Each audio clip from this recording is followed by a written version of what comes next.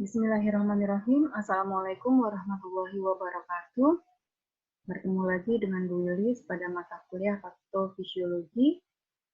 Pada video pembelajaran kali ini kita akan membahas tentang kolitis. Apa itu kolitis? Berasal dari kata kolon, ya, dan itis. Artinya adalah kolon adalah usus besar dan itis adalah peradangan. Sehingga kolitis adalah peradangan yang terjadi pada usus besar. Nah, usus besar itu apa saja? Usus besar itu dimulai dari penempelannya usus buntu, sekum, ya, saikum tulisannya gitu, sekum, tempat menempelnya usus buntu atau appendix, ascendent, transversum, descendant, sigmoid, rectum, dan anus.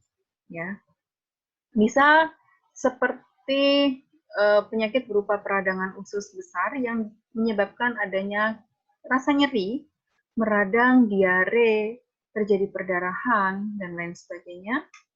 Dan di sini biasanya adalah suatu bentuk radang usus besar, khususnya pada usus besar ya, meliputi karakteristik bisul atau luka terbuka di dalam usus. Menurut satu berat. Penyebab kolitis ya ulceratif ini memang tidak diketahui. Gambaran tertentu menunjukkan beberapa kemungkinan penting berkaitan dengan faktor. Yang pertama adalah faktor genetik. Ya, faktor genetik lebih sering pada orang kulit putih dibandingkan orang kulit hitam dan Chinese. Insidensi meningkat 3-6 kali pada orang Yahudi dibandingkan orang non-Yahudi. Ini menurut Aristin tahun 2008. Yang kedua adalah faktor terjadinya infeksi, ya, yaitu Pseudomonas. Nah, ini juga masih harus perlu dikonfirmasi kembali apakah memang sebagai penyebab infeksi atau tidak, ya. Infeksi virus, bakteri atau parasit dari makanan, minuman, dan tangan yang kotor, seperti E. coli, salmonella, tadi ya penyebab-penyebab diare. Ini apakah juga bisa menyebabkan kolitis? Ya. Jika memang masih diare terus-menerus terjadi sehingga terjadi perlukaan, ya, sehingga terjadi peradangan, bisa juga terjadi kolitis. Dan juga pada parasit yaitu diarrea. Atau pada faktor imunologi, ya, imunologi manifestasinya adalah artritis dan perikolangitis, ya, atau faktor psikologi. Ya, kenapa? Faktor stres, ya, stres psikologi mayor, misalnya kehilangan seorang anggota keluarga, rentan terhadap stres, emosi yang dapat merangsang penyakit kolitis. Stres dalam penelitian juga merupakan sebagai salah satu penyebab terbesar penyakit apapun, ya. Memang sehingga kita diharapkan untuk tidak sampai stres ketika menghadapi suatu masalah, ya. Nah, stres itu juga bisa mengurangi atau menurunkan sistem imunologi atau sistem kekebalan tubuh, sehingga ketika sistem kekebalan tubuh ini menurun, otomatis ketika ada mikroorganisme yang masuk ke dalam tubuh ini akan sangat mudah menyerang. Faktor lingkungan atau kebiasaan, misalkan pada perokok beresiko 40% terkena kolitis dibandingkan yang bukan perokok. Ini hasil dari penelitian, ya. Hubungan terbalik antara operasi appendix dengan kolitis. Penyakit kolitis menurun secara signifikan. Ini setelah dilakukan operasi appendix. Penggunaan bahan-bahan kimia seperti enema dan lain sebagainya. Atau mungkin juga bisa terjadi pada seseorang yang sering melakukan hubungan badan, ya, tetapi melalui anal, ya. Bisa saja melalui anal itu tadi terjadi perlukaan dan menjadi pintu masuknya bakteri, ya, atau parasit, ya, sehingga bisa menyebabkan terjadinya infeksi dan juga peradangan pada daerah usus besar. Ya. Gambaran klinisnya terbagi menjadi 3, yaitu kolitis ulceratif akut, kolitis ulceratif kronik intermiten, dan kolitis ulceratif kronik kontinu. Ulceratif akut fulminan adalah ditandai dengan diare yang pertama, terus munculnya darah ketika buang air ya, ketika diare ada darahnya, mual, ya, muntah, lalu juga prognosisnya jelek. Dan sering terjadi komplikasi megakolon toksik. Yang kedua adalah kolitis ulceratif kronik intermiten. Timbulnya cenderung pelan-pelan selama berbulan-bulan sampai bertahun-tahun. Bentuk ringan penyakit ditandai dengan adanya serangan singkat yang terjadi dengan interval berbulan-bulan sampai bertahun-tahun berlangsung 1-3 bulan.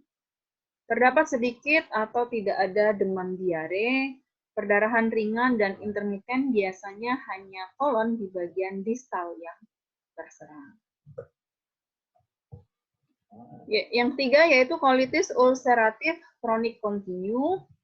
Demam dan gejala-gejala sistemik muncul atau juga dapat muncul ya pada bentuk yang lebih berat, dan serangan berlangsung 3 atau 4 bulan. Pada keadaan ini penderita diare terus-menerus. Kolon yang terserang cenderung lebih luas. Defekasi lebih dari 6 kali sehari disertai banyak darah dan mukus, nyeri, kolik hebat. Lalu tanda gejala secara keseluruhan ya, artinya gejala umum kolitis adalah diare berdarah, ya. Diare, nyeri abdomen atau nyeri perut, bisa bertambah pada saat diare dan kemudian berkurang. Sering terjadi demam menggigil dan tanda-tanda infeksi lain, penurunan berat badan, feses mengandung sedikit darah, atau tanpa manifestasi sistemik pada kasus ringan. Kembung dan peningkatan udara pada usus. Patofisnya adalah faktor genetik berpengaruh pada saluran pencernaan, terjadi reaksi inflamasi di lapisan dan di dinding usus, sehingga terjadi pembengkakan dan ulserasi sehingga menimbulkan kuman untuk berkembang biak dan mengeluarkan toksin, sehingga motilitas usus, permeabilitas meningkat, menyebabkan absorpsi kurang dan terjadi diare terus-menerus. Diare yang terus-menerus bisa menyebabkan kehilangan cairan dan elektrolit tubuh, sehingga masuk dalam tahap dehidrasi dan menimbulkan kekurangan volume cairan. Terjadinya dehidrasi menyebabkan konsentrasi CES meningkat dan tekanan osmotik menurun, sehingga CS menurun yang dapat menimbulkan shock dan menimbulkan masalah perfusi jaringan. Dari ulserasi menimbulkan lesi pada mukosa, terbentuk abses dan pecah. Timbul iritasi mukosa dapat menyebabkan nyeri. Dari iritasi yang berkelanjutan dapat menimbulkan tukak yang meluas sehingga terjadi perdarahan yang terus-menerus. Timbul masalah keperawatan resiko tinggi anemia, tukak yang meluas dan ada pengobatan masuk dalam tahap kronik, menimbulkan gangguan psikologis, sehingga timbul masalah keperawatan, kecemasan, dan dapat juga disebabkan oleh kurangnya pengetahuan. Secara anatomi, letaknya ya, kolitis penyakit ulceroinflamatorik yang mengenai kolon, ya, tetapi sebatas mukosa dan submukosa, kecuali pada keadaan yang parah. Berawal dari rektum, ya, meluas ke perkontinuitatum.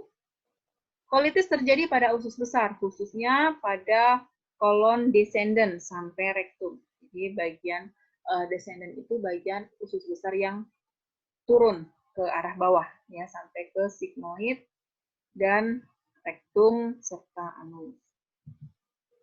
Nah ini, kalau kita lihat di gambar, descendant ada di sebelah kiri manusia di sebelah kiri kita, perut sebelah kiri. Ya. Jadi kalau kita lihat pada pasien, pada usus besar yang sehat, dinding-dindingnya halus ya, bagus. Tidak ada luka, tidak ada infeksi. Nah, pada ulceratif kolon ya, ini terjadi adanya luka-luka, adanya peradangan-peradangan ya, bekas infeksi dan sebagainya. Dilihat memang ususnya tidak sehat. Seperti ada jerawatnya juga. Fungsi organ dari kolon yang utama adalah sebagai absorpsi cairan ya, dan juga elektrolit dari timus untuk membentuk feses yang padat. Ya, jadi usus besar itu dia memadatkan feses. Penimbunan bahan feses sampai dapat dikeluarkan setelah bagian proksimal kolon berhubungan dengan absorpsi, setengah distal kolon berhubungan dengan penimbunan. Pada sistem sirkulasi, kolitis ulceratif mempengaruhi mukosa superficial kolon dan dikarakteristikkan dengan adanya ulcerasi multiple, inflamasi menyebar, dan desquamasi atau pengelupasan epitelium kolonik. Perdarahan terjadi sebagai akibat dari ulcerasi, lesi berlanjut yang terjadi satu secara bergiliran. Satu lesi diikuti lesi yang lainnya. Proses penyakit dimulai dari rektum dan akhirnya dapat mengenai seluruh kolon.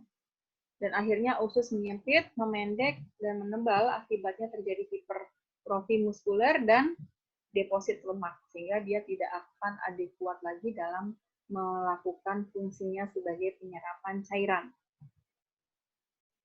Prognosisnya adalah dapat terjadi komplikasi perforasi usus yang terlibat, terjadi stenosis usus akibat proses fibrosis, megakolon toksik, ya, terutama pada kolitis ulceratif, perdarahan dan degenerasi maligna.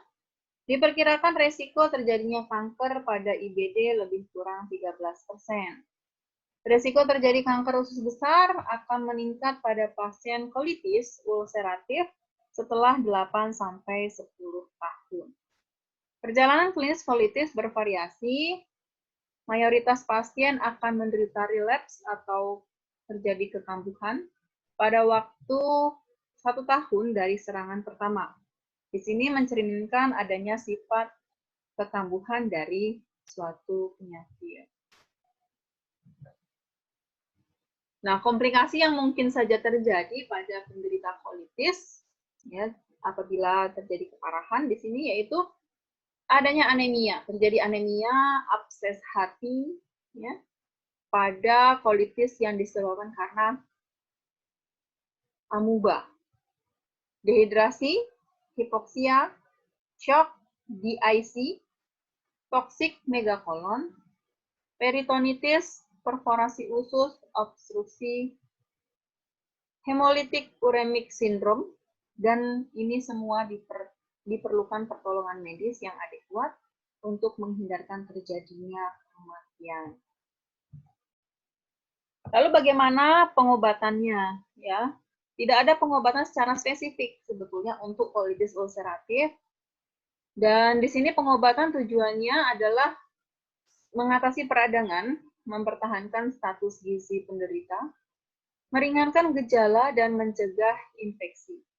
Misalnya sulfonamid, diet rendah residu tinggi protein, tinctura opium dan paregonik. Ya. Bila tindakan medis tidak berhasil, maka dilakukan kolektomi total dan pembuatan ileotomi permanen. Itu pembuatan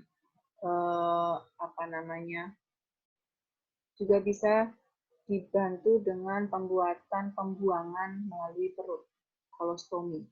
Ya. Kalau memang usus besarnya sudah tidak bisa berfungsi lagi. Dan di sini dokter pun akan memutuskan terapi berdasarkan kondisi klinis. Ya.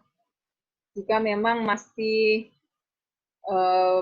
tidak terlalu parah ya, bisa dengan pemberian cairan adekuat, transfusi darah jika diperlukan. Nah, ini dilihat dari berapa Hb-nya ya. Dia cairan tanpa serat, obat-obatan, dan dilakukan terapi bedah. Pada terapi non-medis atau pengobatan alternatif yang dapat dilakukan adalah dengan terapi air sagu dengan masukkan 3 sendok makan tepung sagu ke dalam segelas air putih biasa, tidak panas dan juga tidak dingin.